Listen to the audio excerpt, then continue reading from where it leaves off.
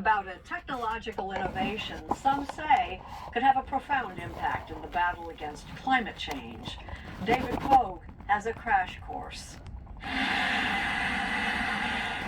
By this point, we know that all this is a result of all this. We are cutting back on our emissions, but the science says not fast enough. So we're currently emitting about 6 million tons per hour, and it's like pulling a warm blanket over us. It's causing climate change. Lori Gatry runs commercial strategy for a company called 1.5, a company with a radical idea. In essence, what we're building is a big vacuum cleaner for the CO2 molecules in the air. It's a technology called direct air capture, and it sounds like magic. You push a button and the plant starts to work. But actually, it's just chemistry. Huge fans blow outside air across a liquid that absorbs the carbon dioxide molecules.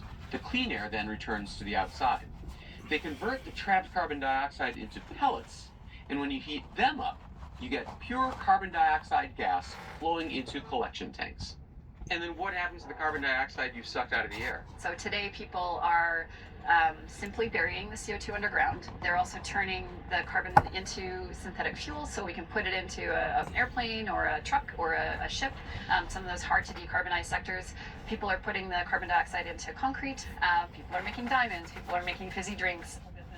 This demonstration plant in British Columbia, Canada, can pull 4 tons of carbon dioxide a day out of the air. It's been built by Carbon Engineering, a sister company of 1.5. Its next project, opening this summer, will be a much bigger deal. What we have here is a model of our first commercial plant that's being built in Texas. So this one's about 300 times bigger than what we see here. So how many tons a year will this pull out? So this pulls out 500,000 tons per year. How many plants like that will it take to avoid disaster? Climate experts believe that by 2050, we would need to build 10,000 to 20,000 of those 1 megaton building blocks to be a complement to all of the other work that we're doing to solve climate change. So it's a big build out of new, basically just like the water treatment industry now, we're going to have an air treatment industry. Will they be better looking? This looks fabulous. Sorry. This is so exciting. This is as beautiful as chemical plants get. Well, wow. Direct air capture sounds like a perfect solution. We can save the planet with chemistry. Really, there's only one little problem. Direct air capture is not a real solution. We do not have time to waste with this useless technology. Mark Jacobson is a professor of environmental engineering at Stanford University. He thinks that direct air capture is a huge boondoggle for one key reason. You need these big fans, and you need the chemical, and it takes a lot of electricity to do this. Even in the best case, when it's renewable electricity is used to run it, it's preventing that renewable electricity from reducing more carbon dioxide by replacing a fossil fuel power plant or a fossil fuel heating source.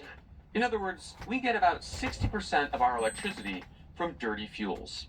So why would we use our renewable sources to remove the pollution from gas and coal? Wouldn't it be simpler, easier, and more effective to use that clean energy directly and then just eliminate the whole fossil fuel infrastructure? You have to think about who's proposing this technology. Plants capture CO2. What if other kinds of plants captured it too? Who stands to benefit from carbon capture and direct air capture? It's the fossil fuel companies. And sure enough, most air capture companies are funded by the oil industry. Today, Oxy is a carbon management leader.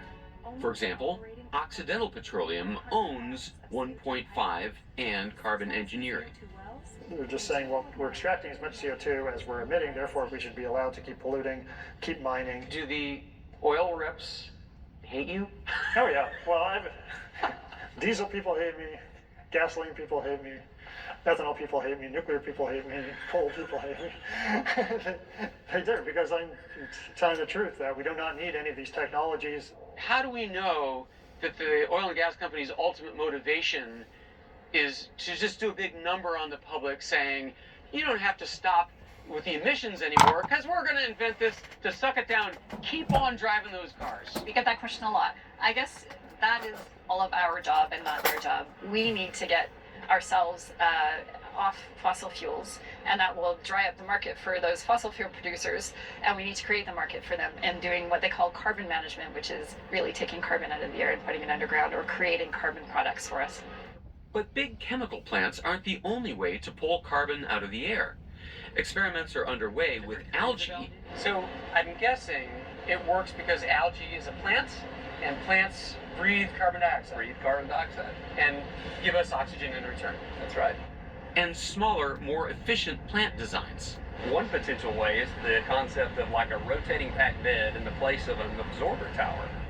John Northington is the director of the National Carbon Capture Center in Alabama. With funding from the Department of Energy, it's nurturing new technologies that can remove carbon from our air and bring down the costs. So today's costs for direct air capture range anywhere from $500 to $600 a ton. And we're working to drive that cost down to where we're in the neighborhood of less than $200 a ton, and it could go lower. I mean, in 50 years, people could look back on this as the beginning of the technology that helped save the planet. Yeah, I mean, and how great would that be? In the meantime, controversy or not, the carbon removal industry is charging ahead. 130 air capture plants are in the works around the world. Lori Gaytree emphasizes that they won't be a silver bullet, but they will be an important part of the answer. When we put all the tools together, wind, solar, electric vehicles, and carbon dioxide removal at scale, we have everything. We actually know how to get to net zero. We need to roll up our sleeves and get to work.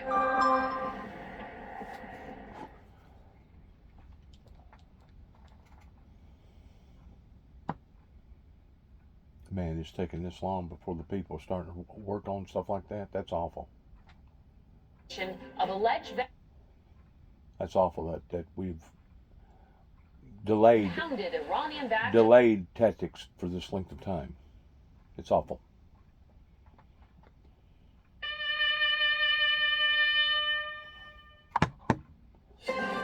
I'm Margaret Brennan in Washington, and this week on Face the Nation, the tsunami of activity shaking up Washington and beyond continues, and President Trump prods Ukraine and Russia toward peace. Overnight, the U.S. pounded Iranian-backed Houthi targets in Yemen again, and the backlash grows over the Trump administration's deportation of alleged Venezuelan gang members. We'll talk to White House National Security Advisor Mike Waltz, the head of the Senate Homeland Security Committee, Kentucky Republican Rand Paul, and the top Democrat on the House Intelligence Committee, Connecticut's Jim Himes. Meanwhile, members of Congress may have been happy to head home for recess last week, but now they may be eager to get back to Washington. You share concern that we're careening toward an authoritarian country.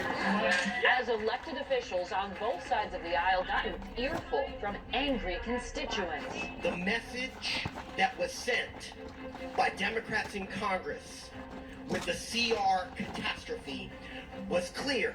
It's not that you're in the minority. It's that you aren't even working together on a shared strategy. And that is failure. Why do you believe that President Trump is above the law?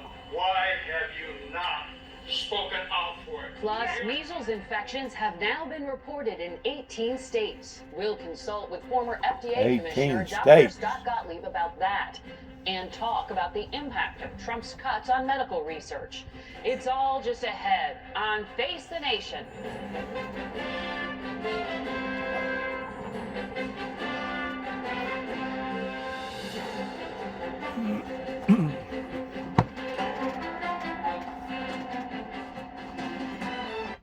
I want to make a comment before we get into this here on Face the Nations with Face the Nation.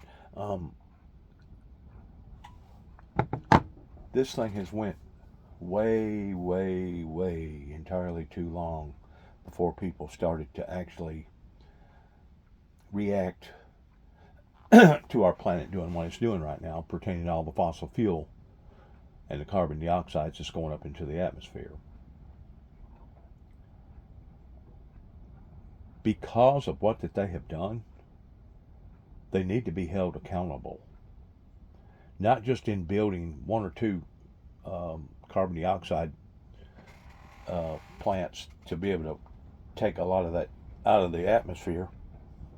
But they need to do a whole lot more towards the country itself. If not, they just need to go to jail. And I've said this before, the people over in the Middle East, Saudi Arabia, they need to go to hell. Because it's them, this evil demonic spirit, that has bamboozled and deceived the world in putting us where we are right now, which is awful. Absolutely awful. We're going to listen here to Miss Margaret. She is a good interviewist.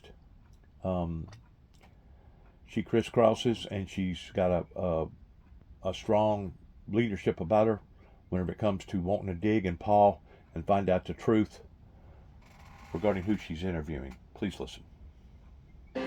Good morning and welcome to Face the Nation. There is a lot to cover on the home front, but we begin first on national security. In just a few hours, U.S. officials will be holding talks with Ukraine, and tomorrow a separate round with Russia in pursuit of a 30-day ceasefire. In the meantime, the Trump administration is ramping up the U.S. military presence in the Middle East, sending a second aircraft carrier to the region. We begin this morning with White House National Security Advisor Mike Waltz. Good to have you here. Thanks, Margaret. So the Iran-backed Houthis, they continue to fire at Israel. What is the last week of bombing achieved? And if you're holding Iran responsible, what's next? Well, we've taken out key Houthi leadership, including their head missileer. We've hit their headquarters. We've hit communications nodes, weapons factories, and even some of their over-the-water drone production facilities. Just in the last couple of days, President Trump has decided to hit the Houthis and hit them hard, as opposed to in the last administration where literally weeks or months would go by with these kind of one-off pinprick attacks. And as a result, we've had one of the world's most critical sea lanes get shut down. I mean, these guys are like Al-Qaeda or ISIS with advanced cruise missiles, ballistic missiles, and some of the most sophisticated air defenses, all provided by Iran. So everybody understands the impact here, the last time one of our destroyers went through the straits there, it was attacked 23 times. 75% of our U.S. flagged shipping now has to go around the southern coast of Africa rather than going through the Suez Canal. And keeping the sea lanes open, keeping trade and commerce open is a fundamental aspect of our national security. The last administration was not effective. The Trump administration and President Trump have decided to do something much harder, much tougher, and we'll see, but I think will be much more effective. So the president said he's going to hold Iran responsible as well. Envoy Steve Witkoff said in an interview that Iran had responded to this U.S. outreach via multiple channels in regard to a letter sent by the president. Witkoff described it as an offer to Iran to create a verification program so nobody worries about weaponization of nuclear material. Can you clarify, is the U.S. seeking the dismantlement of Iran's nuclear program or verification like what President Obama put in place back in 2015 and President Trump pulled out of? Full dismantlement. Okay. Iran has to give up its program in a way that the entire world can see. And this is, look, as President Trump has said, this is coming to a head. All options are on the table. And it is time for Iran to walk away completely from its desire to have a nuclear weapon. And they will not and cannot be allowed to have a nuclear weapons program. That is enrichment, that is weaponization, and that it's strategic missile program. Can you only imagine? We've seen the death and destruction that they're doing through its proxies between Hezbollah, the Assad regime, the Houthis, and what have you. If they had nuclear weapons, the entire Middle East would explode in an arms race. That is completely unacceptable to our national security. I won't get into what the back and forth has been, but Iran is in the worst place it has been from its own national security since 1979, thanks to Hezbollah, Hamas, the Assad regime, and its own air defenses being taken out by the Israelis. So there's still a chance for diplomacy. I know you well, want to get of course. I mean, the president has all options on the table, but we want to be clear. This isn't some kind of tit for tat that we had under the Obama administration or Biden. This is the full program. give it up or there'll be consequences. I want to ask you closer to home what has been happening here with Tren de Aragua, TDA, we're going to call them, which have been designated by the Trump administration as terrorists. Last Saturday, 238 Venezuelan men were handed over to the government of El Salvador. 137 of them were deported using this rarely used 1789 Alien Enemies Act. This is important because it gives the power to detain and deport without a court hearing first, if they come from countries at war with the U.S. In the hearing on Friday, it was revealed that El Salvador, where they're being held, rejected two of the people. One, on the basis of gender, because it was a woman and they can't be held at a maximum security prison. The other, because the person wasn't even Venezuelan at all. How does that kind of high consequence mistake happen?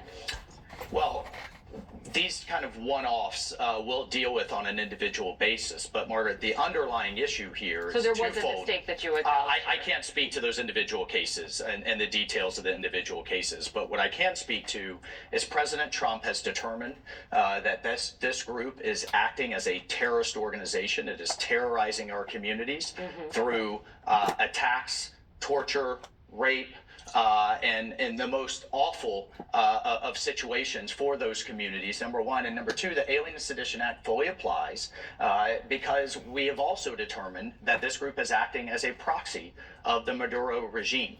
So I'm sorry, just to clarify on that. This is supposed to apply if the U.S. is at war with a country.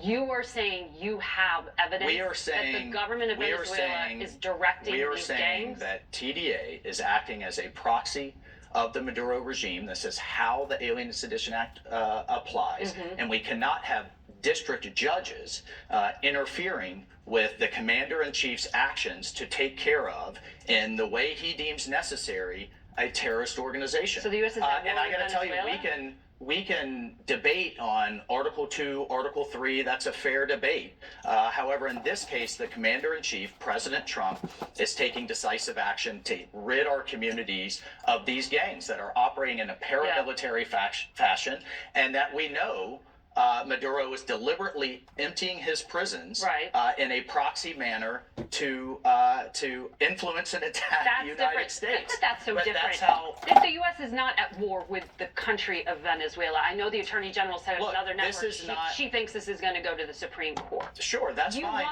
But Margaret, we have instances where the IRGC from Iran have operated to buy with and through Mexican cartels to then bomb facilities here in the United States.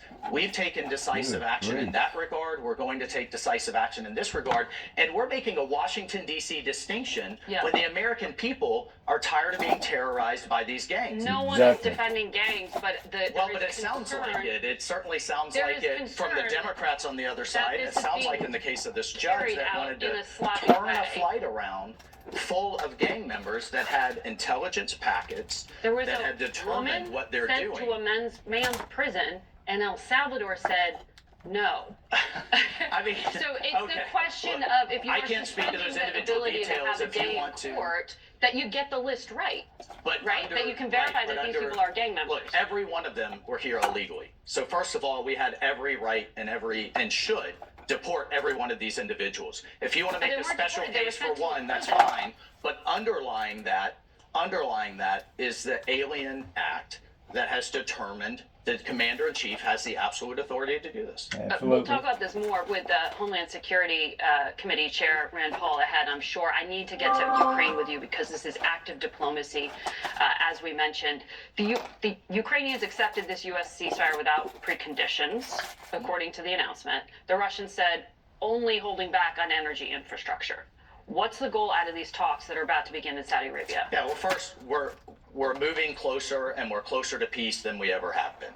This started with President Trump talking to both leaders back to back. We then, Secretary of State Rubio and I engaged the Russians, engaged the Ukrainians at our level, and now we have technical teams actually with Ukrainians and Russians in the same facility conducting proximity talks. And the progression will be, we have this ceasefire on aerial infrastructure. That went in place immediately after President Trump's call with President Putin this week. We are now going to talk about a Black Sea maritime ceasefire so that both sides can move grain, fuel, and start conducting trade again in the Black Sea. And then we'll talk the line of control, which is the actual front lines, and that gets into the details of verification mechanisms, peacekeeping, freezing the lines where they are, and then, of course, the broader and permanent peace, which will be some type of discussion of territory for permanent peace and a lasting peace. What the Ukrainians tend to talk about or have talked about as security guarantees. One of the things the president has said he wants to see is the return of these Ukrainian children who were abducted as part of a state program by Russia to Russify them, take them from their families and move them to Russia. Why did the State Department cut off funding to one of the programs that helps find these kids? It's a Yale University program. And they said the money was cut off. There are senators, including Grassley and Tillis, who want to know why. Do you know why? Well, Secretary Rubio is conducting a review of all of those programs. I can't speak to that specific one, but I can say that President Trump has spoken to both leaders about prisoner exchanges, both the Russians and Ukrainians exchange prisoners, nearly 200 immediately following their call, and he's also talked about the future of these children. So that's certainly first and foremost in kind of confidence building measures. But again, Margaret, we have to take a step back.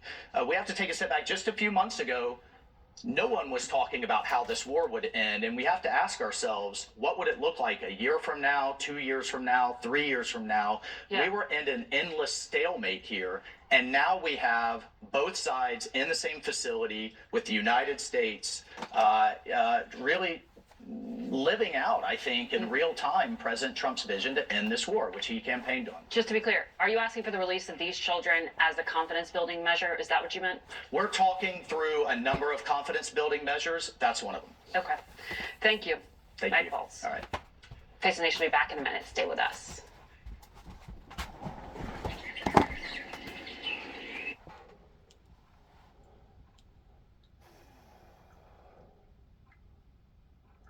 Off with national.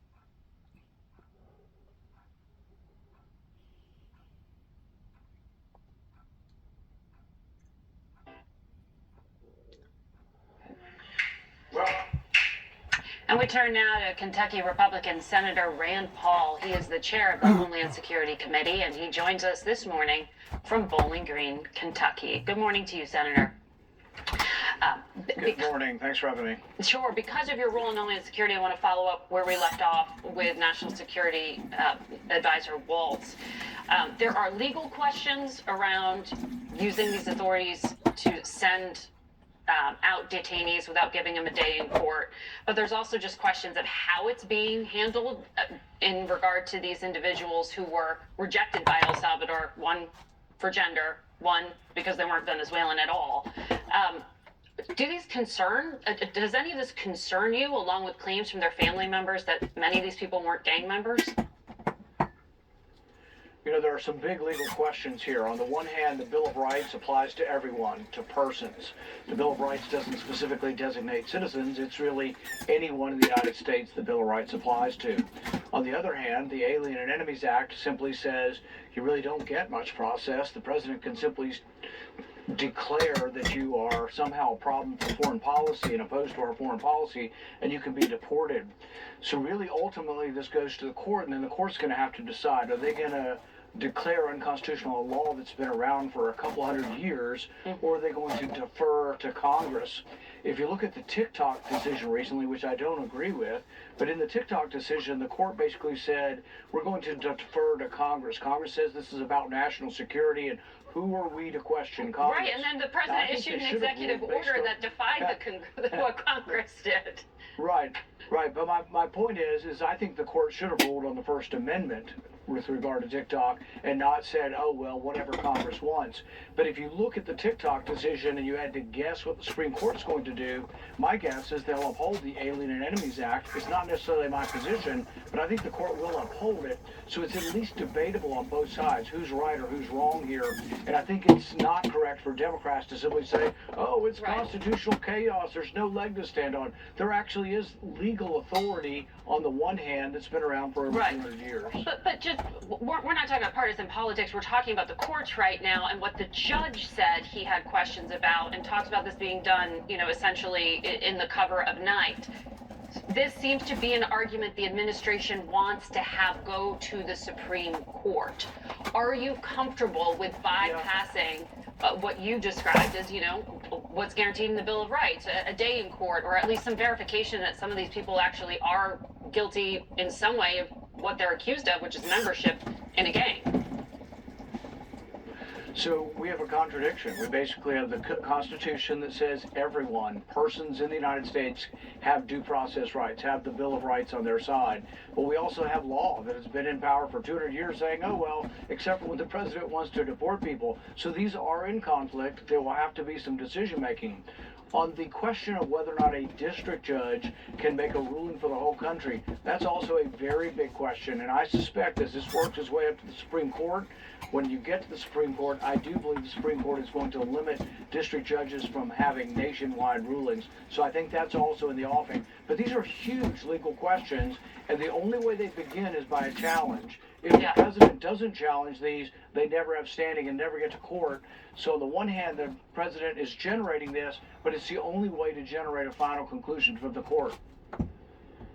It just sounds, I mean, these are debates for law professors, certainly, but in the meantime, there are individuals who may have been sent wrongly to these facilities that are outside the U.S. jurisdiction. Are you comfortable, as the man with oversight, as chair of the committee, with what's being done? I think the courts will rule that there has to be some process. I don't think you're going to be able to deport you're comfortable people. with it. So no, I don't think you're answering for me. I think there is going to be some process afforded by the courts for representation before you're deported in most cases. I don't know about the ones under the Alien and Enemies Act, and I'm not sure anybody knows that. And while I love constitutional law, I'm not a constitutional lawyer, I do think it goes to the Supreme Court, and there are arguments to be made on both sides of this question. Got it. I want to ask you about some congressional business. I've seen it reported that you have pitched to Elon Musk a plan to claw back $500 billion in federal funding that Congress has already approved.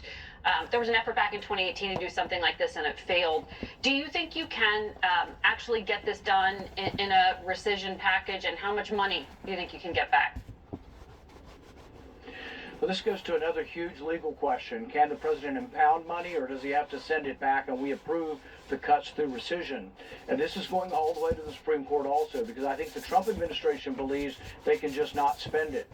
There's another question within the question: can the president and his people, can Secretary Rubio pause the spending? On that issue, I think they will win. You will be able to pause spending as long as you don't go through the end of an appropriations year. If you get through that, I believe it's impoundment, and I think the courts so far have said it has to come back, unless, as the Trump administration argues, that the Impoundment Act is unconstitutional. So this was headed to the Supreme Court also.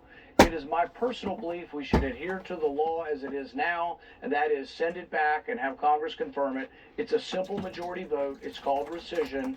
I did mention this to Elon Musk. He seemed enthusiastic. It can be done. No Democrats, you have to realize, no Democrats will cut one penny from any spending anywhere. But can we get all the Republicans is a real question. You can get 51 Republicans, you think, to get on board with this? Well, I think the president is going to have to use effectively his bully pulpit and his popularity to convince all Republicans to do it. It's not a given that Republicans will vote for this. We tried it once in the first administration. It was only $15 billion, and we lost. We lost two Republicans. But my suggestion to the Trump administration is come to the Republicans who you suspect might have misgivings and convince them in advance. Don't put it in their lap. Bring them $500 billion. If they say this $10 billion I can't deal with, I can deal with the $490, you're going to have to pre-negotiate the rescissions package. But I think you could get there. I want to ask you about the Department of Education. States, as everyone I think knows, provide the majority of the funding and oversight for your local schools. But Kentucky, when we looked at the numbers, gets the fourth most federal education funding per student of any state in this country. You have over 900 schools that have these Title I programs, which are low-income schools who need that federal subsidy to continue to operate. How are schools going to get that money if the president closes the education department? I think the bigger question, if we're sending all this money to Kentucky and all the other states, why are our scores abysmal? Why do 2/3 of the kids not read at proficiency? Why do 2/3 of the kids or more not have math proficiency? So Isn't that it's up been to an the utter state? failure. What I'd like to let me finish. I'd leave it back to the states. It has always been a position, a very mainstream Republican position, to have control of the schools by the states, send the money back to the states, or better yet, never take it from the states. Yep. About half of our budget in Kentucky goes to education, and that's the same in a lot of states. I think we can handle it much better. When I talk to teachers, they chafe at the national mandates on testing they think are not appropriate for their kids. They think they waste too much time teaching to national testing. The teachers would like more autonomy, and I think the teachers deserve more autonomy. But when we looked at the budget in Kentucky, the state receives $2 billion in federal education funding. Do you have a guarantee that the federal government, federal taxpayers will still provide $2 billion in education funding? That seems important to your state. I'd rather, what I'd rather is a guarantee that my kids can read and write and do math. The amount of dollars, look, the number of dollars has gone up exponentially, and our scores have gone the other way. So dollars are not proportional to educational success. What I want is success. And I've talked a lot about this. I think there are innovations we can do where there's more learning via some of the best teachers and we pay them more. I would like to have an NBA or NFL of teachers, the most extraordinary teachers, teach the entire country. Who would run that? The education department? Some of them. No, what you'd find is they'd be selected out, state by state, across the nation. Look, people say, oh, with the Department of Education would have no testing. I was in school before then. We did achievement tests in the 6th grade, the 5th grade, the 8th grade, and we compared ourselves across state lines. There were international testing. Yeah. You don't need the Department of Education for any of that. But what I can tell you is the best teacher in the world is not teaching the kids. Yeah. What we need to do is have the best teachers and pay them more, but they wouldn't teach 30 kids. They might teach 10 million kids at a time because it would be presented through the internet with local teachers reinforcing the lessons. Well, I'm sure we'll be talking more about this. Senator Paul, thank you for your time today. We'll be right back. I have type 2.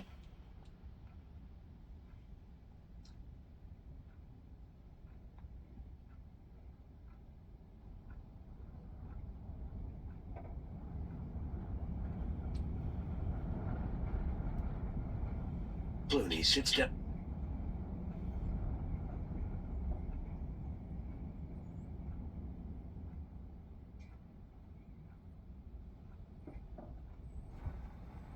All these freaking commercials. And some of them repeat themselves.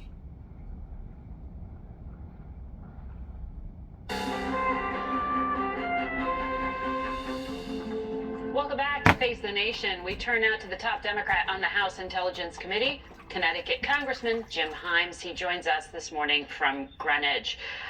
Good morning to you. I want to jump right into it on the conversation about this Venezuelan gang. You have said some of your fellow Democrats have been too quick to use the term constitutional crisis. But because of the use of the Alien Enemies Act and this gang, you have started to become concerned that's where we are. Can you explain that? Yeah, that's right, Margaret, and thanks for having me. Constitutional crisis is a sort of broadly used term. Lots of people have different definitions for it. It's a lot of stuff you don't like. I'll tell you what I know is a constitutional crisis. If the President of the United States decides to ignore the orders of a court. We have not seen that since Andrew Jackson did that in 1834. When that happens, you have a supine on its back Congress of the United States, completely beholden to the president, not acting as a check. And if the president says, I don't care what the courts say, which, by the way, he has not said, but which Tom Homan, his czar for deportations, has said, now you have a full-blown constitutional crisis. So I think these next couple of days, as we see how this administration goes after the many judges and the many courts, many of these judges appointed by Republican presidents who are stopping the wild and illegal actions of this administration, we're going to see whether we are in a true, Jacksonian constitutional crisis. Because of your role on the Intelligence Committee, I know you have some visibility into the assessments of U.S. intelligence. The New York Times reported that the intelligence community said with moderate confidence that the gang, TDA, that we've been talking about, is not directed by the Venezuelan government. However, the National Security Advisor just told us on this program TDA is acting as a proxy of the Venezuelan government. Why does that distinction matter? Yeah, well, it doesn't matter, and I'll come back around to that. But look, what people worry about is that this administration acts with a unbelievable kind of cocktail of incompetence and illegality. When you fire all of the people at the Department of Energy who look after our nuclear weapons and then say, oopsie, we need to hire you back, that's incompetence. I listened to Mike. Mike is a friend of mine. I have respect for Mike, but what he did was dodge your question. I'm not a lawyer, but I can read the first paragraph of the Aliens Enemy Act, which says very clearly that the authority that this administration claims is dependent on a declaration of war, not on acting as a proxy. So Mike distorted the law, and I read the New York Times article too. I haven't seen specific intelligence about whether there's any connection whatsoever between Venezuela and the TDA gang, but you're right. The New York Times, by the way, I'll get an answer on this tomorrow, and I'm going to have some questions for Mike.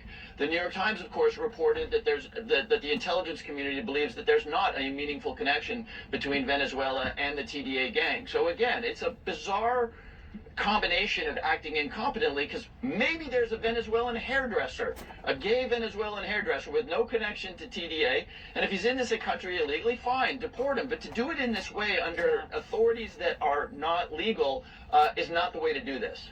You're referring there to some reporting in Time magazine about what happened to some of these, one particular detainee. On Friday, the Justice Department announced a criminal investigation into what they described as a leak of classified intelligence about this group, TDA. The Deputy Attorney General said they won't tolerate politically motivated efforts by the deep state to undercut President Trump's agenda by leaking false information to the New York Times. Do you have any concern, or is there concern within the intelligence community about these leaks? There's always concerns about leaks, Margaret, and as ranking member of the Intelligence Committee, I don't care who a leak benefits, whether it benefits Joe Biden or Donald Trump or whatever. They are not okay. They are violations of law. Bunny. It's very interesting, though, that characterization that you just read, that we will not tolerate leaks that are inconsistent with President Trump's agenda. And this gets at one of my worst fears with respect to the national security apparatus under Donald Trump. Everything is about Donald Trump, right? And where I work, inside and overseeing the intelligence community, it is absolutely essential that the intelligence community be about one thing and one thing only, which is giving Donald Trump and other national leaders unvarnished, unbiased advice. And if this is all about serving the president's agenda, that is a notion that is completely at odds with what the intelligence community and what we spend $90 billion on, making sure that policymakers, the president chief amongst them, has good information. I was listening to a town hall that you did this past Thursday in Connecticut, and you were asked who the leader of the Democratic Party is. You threw out some of the sort of known entities, governors out there, but you said, while the party is not leaderless, Hakeem Jeffries is young and untested, and Leader Schumer is not a wartime president. Do you think that your party can afford to stay the course with the existing leadership they have? Margaret, I think we can do a lot better job with the leadership that we had. What I was acknowledging in that town hall meeting, and I will tell you, I've seen a lot of town hall meetings. I saw Chuck Grassley's town hall meeting. I saw my colleagues from Wyoming, Ruby Red Wyoming's time in the barrel, and people are outraged. They're outraged mainly, by the way, because they're coming to understand what Medicaid cuts are going to look like for them, what it means to obliterate programs that so much of the country, 70 million people in the case of Medicaid, rely on. So there's an immense amount of anger. What I do know is that it was not a good look for the two congressional Democratic leaders to be on opposite sides of the continuing resolution. That created a great deal of agita out there, and legitimately so. So I am quite certain that Hakeem Jeffries and Chuck Schumer have learned from this experience and are going to, at a minimum, be unified going forward here. We will see. Congressman Jim Himes will be watching you in that worldwide threat briefing that'll be happening this coming week. We'll be right back.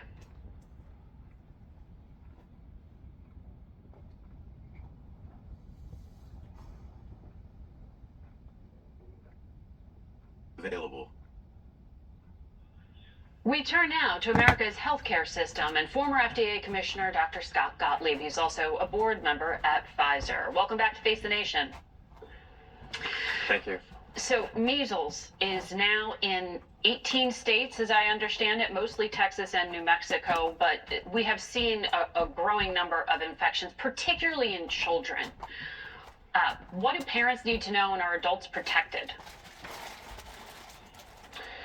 Adults who've been vaccinated should be protected. This vaccine provides durable immunity, and there's no recommendation that anyone who's already been vaccinated, had the full schedule of 2 doses of vaccine when they were children, would need to get another booster. But if people are concerned, they can check their titers. The only recommendation that CDC makes is people who are taking care of those with measles, perhaps healthcare workers, might consider an additional booster later in life.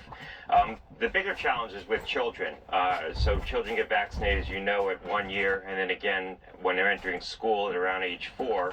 There's a window where children probably don't have a lot of immunity. So a child born has some immunity passed from their mom up until about 6 months, but there's a window between 6 and 12 months where they're largely unprotected.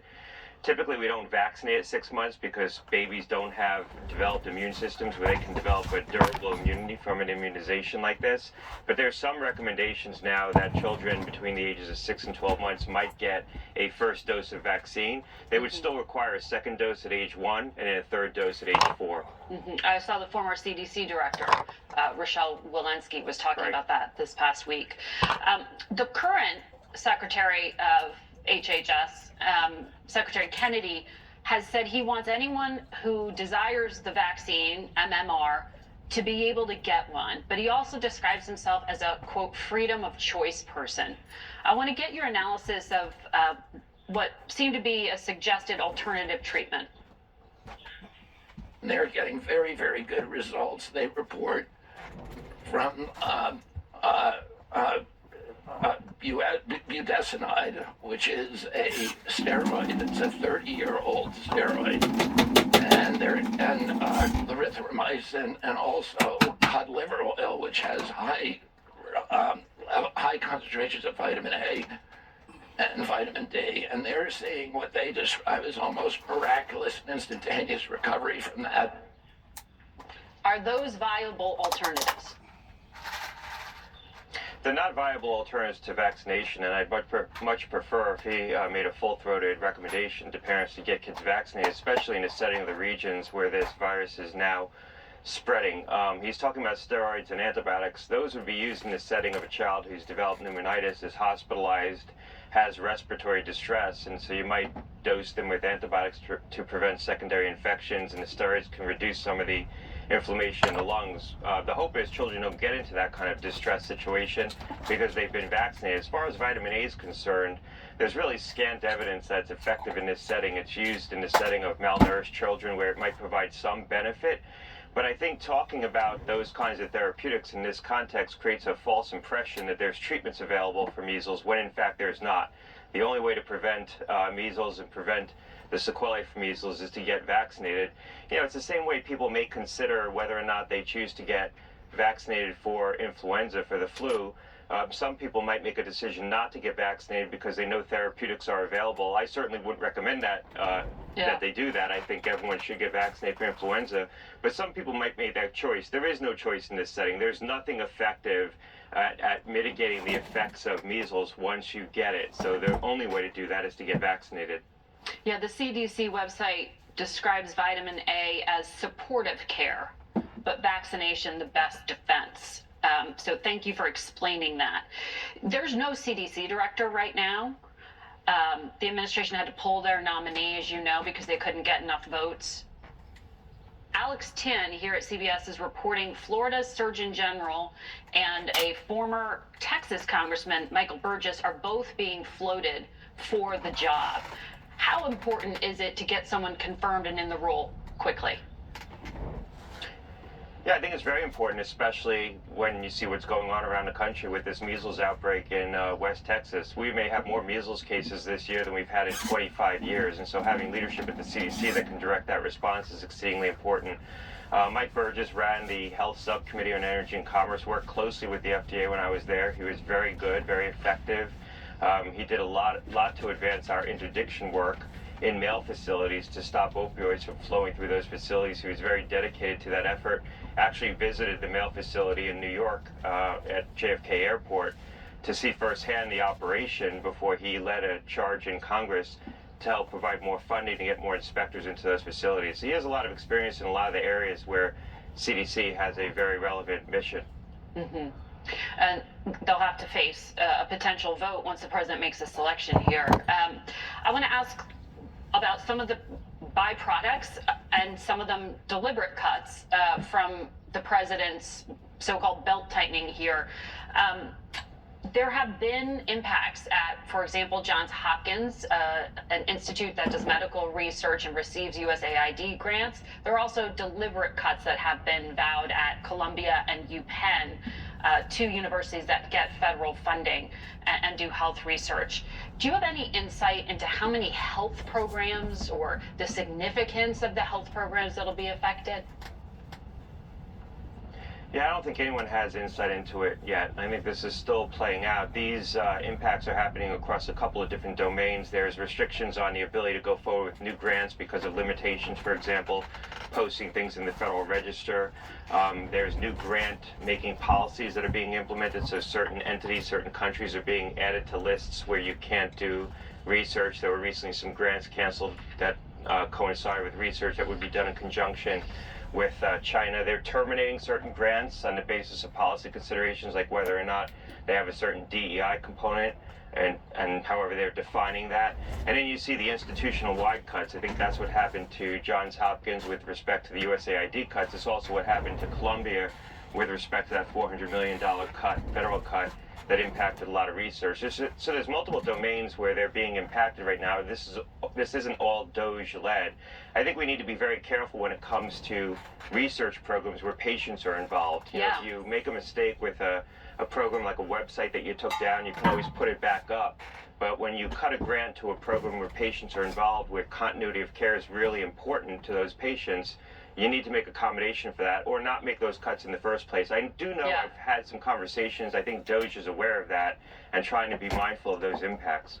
It's an important point to be strategic when it comes to medical care. Dr. Gottlieb, thank you for your insight. We'll be back in a moment. Well, this is going to do us right here on this. Best journalists come on this particular program. I want to thank everybody for listening. Some very intense problems, not necessarily has originated, but was ignored. Kind of like ignoring a maintenance plan on your car. That, yeah, you can ignore it towards not getting your oil changed. Yeah, you can ignore it towards not putting your tires on. Yeah, you can ignore it towards other things that's going on. But eventually, if you ignore it long enough, it will break down. Same way with your body. Same way with your car, with your home, towards needing maintenance, and the same way with the government.